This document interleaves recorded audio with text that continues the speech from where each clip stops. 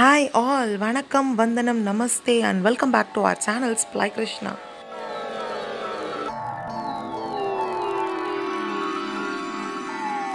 நம்ம எப்பயும் போல வீடியோக்குள்ள போறதுக்கு முன்னாடி நம்ம சேனலை நீங்க ஃபர்ஸ்ட் டைம் பார்க்கறீங்கன்னா அப்ப மறக்காம சப்ஸ்கிரைப் பண்ணிக்கோங்க.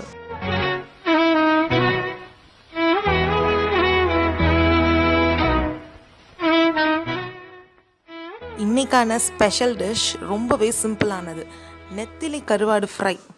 இதுக்கு டேஸ்ட்டு எதுவுமே வராது, அவ்வளோ ருசியாக இருக்கும். நார்மலாக நம்ம ரசம் வச்சுட்டு இந்த நெத்திலி ஃப்ரை பண்ணி சாப்பிட்டாலே அவ்வளோ ருசியாக டேஸ்ட்டாக இருக்கும். இது எப்படி பண்ணுறதுன்னு தான் நம்ம இன்றைக்கி ரெசிபி பார்க்க போகிறோம். ஹலோ.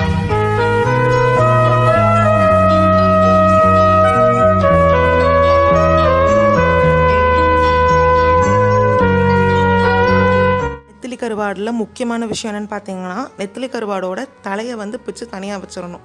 ஸோ அந்த பாடி பார்ட் மட்டும்தான் வந்து நம்மளுக்கு தேவை. ஸோ ஒரு தலையை நம்ம பிச்சு எடுத்து வச்சுக்கலாம்.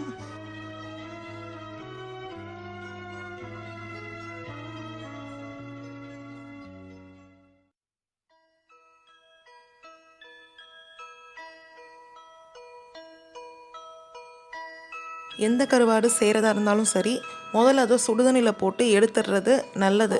ஏன்னா வந்து கருவாடு அப்படின்றது ரொம்ப நாள் ஸ்டோர் பண்ணி வச்சு எடுக்கிறது ஒன்று தான். ஸோ அதில் கிருமி ஏதாவது இருந்தால் கூட நம்மளுக்கு போகிறதுக்கு சான்சஸ் இருக்கணும்.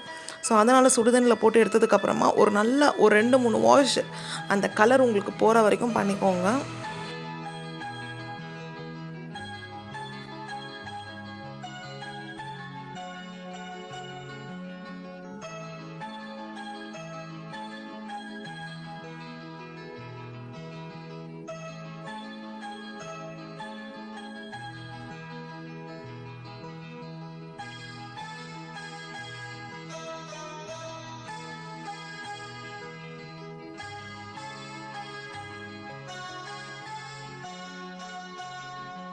ஸோ வடிகட்டினதுக்கப்புறம் பார்த்திங்கன்னா உங்களுக்கு இந்த மாதிரி தேவையில்லாத பொருட்கள் எல்லாமே வந்து கையில் சிக்கிடும்.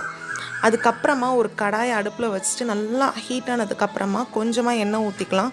ஒரு 2 to 3 டேபிள் ஸ்பூன் அளவுக்கு எண்ணெய் ஊற்றினதுக்கப்புறமா அதில் நம்ம கழுவி வச்சுருக்கிற கருவாடை போட்டுட்டு தேவையான அளவு உப்பு கம்மியாகவே போட்டுக்கோங்க. ஏன்னா ஆல்ரெடி கருவாட்டில் உப்பு இருக்கும். பட் அதை நம்ம நல்லா கழுவி எடுத்ததுனால உப்பு போகிறதுக்கான சான்சஸ் நிறையாவே இருக்குது. ஸோ அதனால் நான் கம்மியாக உப்பு போட்டுட்டு கூடவே கொஞ்சமாக மிளகாய்த்தூள் மற்றும் மல்லித்தூள் கலந்த பொடியை வந்து போட்டு நல்லா மிக்ஸ் பண்ணி விடுறேன். ரொம்ப மிக்ஸ் பண்ணி விடாதீங்க, கருவாடு உடஞ்சிரும். ஸோ கேர்ஃபுல்லாக ஒரு தடவை, அதாவது ஒரு 3 மினிட்ஸ்க்கு ஒன்ஸு 4 மினிட்ஸ்க்கு ஒன்ஸ் அந்த மாதிரி வந்து நீங்கள் நல்லா இது பண்ணி விட்டிங்கன்னா ஒரு 10 மினிட்ஸ்லேயே உங்களுக்கு கருவாடு சூப்பராக நல்லா கிறிஸ்பியாக ஃப்ரை ஆகி உங்களுக்கு கிடச்சிரும். அதுக்கப்புறமா நீங்கள் இதை நான் முன்னாடி உங்கள்கிட்ட சொன்ன மாதிரி ரசம் சாதத்துக்கு இது ரொம்பவே சூப்பராக இருக்கும். நார்மலாக ஒரு சாம்பார் வச்சு தொட்டுக்கிறதுக்கு இதை 10 மினிட்ஸில் நீங்கள் பண்ணி கொடுத்தீங்கனாலும் அவ்வளோ டேஸ்டியாக நல்ல ஒரு காம்பினேஷனாக இருக்கும். ஸோ மறக்காமல் இந்த ரெசிபியை நீங்கள் நார்மலாக செஞ்சு பார்க்கணும் அப்படின்னும் போது செஞ்சு பார்த்து சாப்பிட்டு பாருங்கள். எப்படி இருந்துச்சுன்றதை என்னோட கமெண்ட் பாக்ஸில் ஷேர் பண்ணிக்கோங்க. மறக்காமல் நம்ம வீடியோ பிடிச்சிருந்துச்சுன்னா லைக் பண்ணுங்கள், உங்கள் ஃப்ரெண்ட்ஸோட ஷேர் பண்ணுங்கள். அப்படியே சப்ஸ்கிரைப் பண்ணிக்கோங்க, பக்கத்தில் இருக்க பெல் ஐக்கன் கிளிக் பண்ணிக்கோங்க.